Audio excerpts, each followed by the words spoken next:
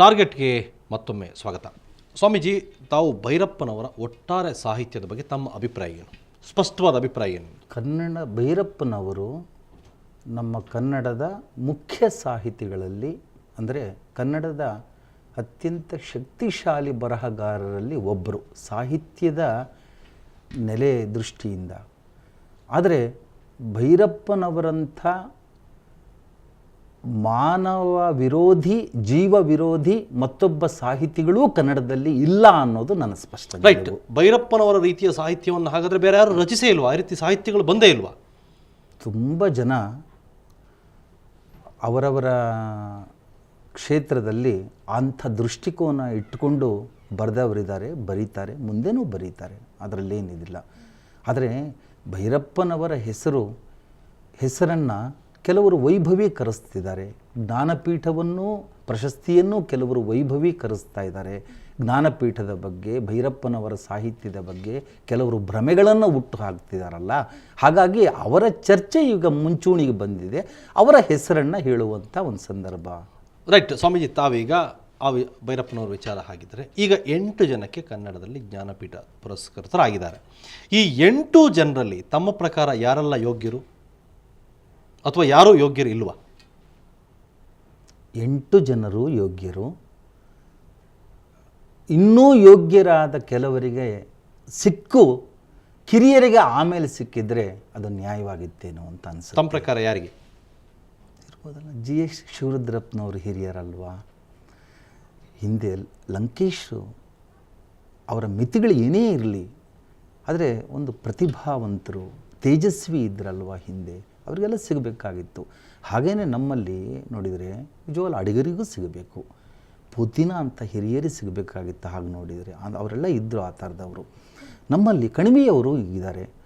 ನಾನು ಹೇಳಿದ ಅನೇಕ ಮಹಿಳೆಯರಲ್ಲಿ ಎಷ್ಟು ಜನ ಹಿರಿಯರು, ಬಹಳ ಜನ ಕಳ್ಕೊಂಡ್ವಿ ನಾವು. ಇನ್ನು ಕೆಲವರು ಇದ್ದಾರೆ ಈಗಲೂ ಕೂಡ. ಅದು ಕೂಡ ಅಲ್ಲ, ದೇವನೂರು ಅವರಿದ್ದಾರೆ, ಬರಗೂರು ರಾಮಚಂದ್ರಪ್ಪನವರಿದ್ದಾರೆ, ಡಾಕ್ಟರ್ ಎಲ್ ಬಸವರಾಜು ಅವರು ಸುಜನೇತರ ವಿಭಾಗ ಅದನ್ನು ಪರಿಗಣಿಸೋದಾದರೆ ಡಾಕ್ಟರ್ ಎಲ್ ಬಸವರಾಜು ಇದ್ದಾರೆ, GH ನಾಯ್ಕ ಅಂತವರಿದ್ದಾರೆ.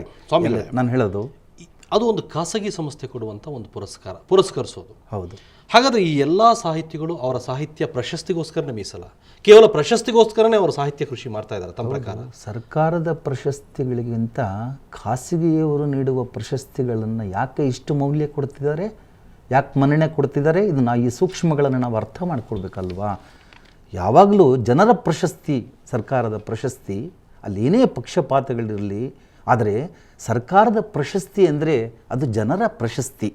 ಸರ್ಕಾರದ ಪ್ರಶಸ್ತಿಗಳಿಗಿಂತಲೂ ಬಂಡವಾಳಶಾಹಿಗಳು ಕೊಡುವ ಪ್ರಶಸ್ತಿಗಳಿಗೆ ಯಾಕಿಷ್ಟು ಮನ್ನಣೆ? ಯಾರಿದನ್ನು ಹುಟ್ಟು ಹಾಕಿದರು? ಯಾರು ಈ ಭ್ರಮೆಗಳನ್ನು ಸೃಷ್ಟಿ ಮಾಡಿದರು ನಾಡಿನಲ್ಲಿ?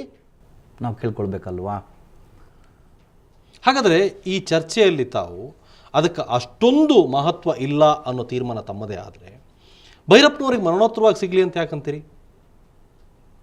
ಈ ಹೇಳಿಕೆನೂ ಕೂಡ ಎರಡೂ ಹಾಗಲ್ಲ ಅಂತ.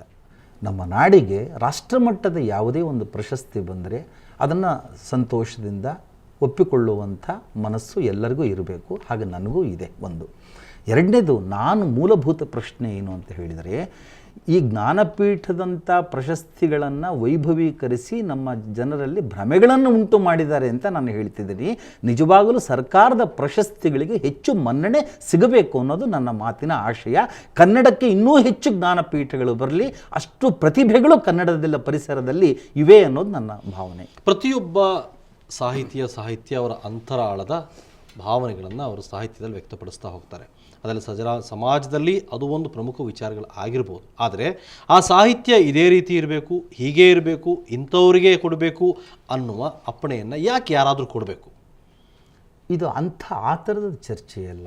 ಸಾಹಿತ್ಯ ಸಮಾಜದ ಪ್ರತಿಬಿಂಬ, ಜನಜೀವನದ ಪ್ರತಿಬಿಂಬ. ಅದು ಜೀವನ, ಸಾಹಿತ್ಯಕ್ಕಿಂತ ಜೀವನ ದೊಡ್ಡದು.